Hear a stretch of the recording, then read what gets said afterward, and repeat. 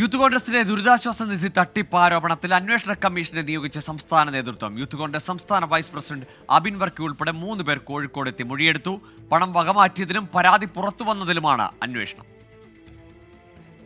Kozhikode Chelannur youth Congress മണ്ഡലം vice president അശ്വിനും പ്രവർത്തകൻ അനസും ദുരിതാശ്വാസ നിധി വകമാറ്റി ചിലവിട്ടു എന്നായിരുന്നു പുറത്തുവന്ന പരാതി.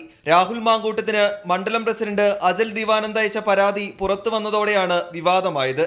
ഇന്നലെ കോഴിക്കോട് DCC ഓഫീസിൽ അബിൻ വർക്കിയുടെ നേതൃത്വത്തിൽ യോഗം ചേർന്നാണ് പരാതിക്കാരന്റെയും ആരോപണ വിധേയന്റെയും മൊഴി രേഖപ്പെടുത്തിയത്. സംഭവത്തിൽ DCCയും അന്വേഷണം നടത്തുമെന്ന് കോഴിക്കോട് DCC പ്രസിഡന്റ് പ്രവീൺ കുമാർ പറഞ്ഞു. യൂത്ത് കോൺഗ്രസ് അന്വേഷിക്കുന്നുണ്ട്, DCCക്കും പരാതി ലഭിച്ചിട്ടുണ്ട്, DCCയും അന്വേഷിക്കുന്നുണ്ട്. അത്തരം കുറ്റക്കാർക്കെതിരെ ശക്തമായ നടപടി ഉണ്ടാവും. ഇത് പഴയ കോൺഗ്രസ് അല്ല, പഴയ യൂത്ത് കോൺഗ്രസ് അല്ല. യൂത്ത് കോൺഗ്രസ് കുറിച്ച് പറഞ്ഞ ആളെങ്കിലും അതായത് ഇത് പഴയ കോൺഗ്രസ് അല്ല. പാർട്ടിക്കകത്തു നിന്നുകൊണ്ട് എന്ത് അനാവശ്യവും കാണിക്കാമെന്ന് ആരും കരുതണ്ട. യൂത്ത് കോൺഗ്രസിനുള്ളിലെ ഗ്രൂപ്പ് പോരാണ് തനിക്കെതിരായ പരാതി പുറത്തുവരാൻ കാരണമായതെന്നാണ് ആരോപണ വിധേയനായ അശ്വിൻ കഴിഞ്ഞ ദിവസം 24നോട് പറഞ്ഞത്. സംഭവത്തിൽ സംഘടനാ നടപടിക്കാണ് സാധ്യത.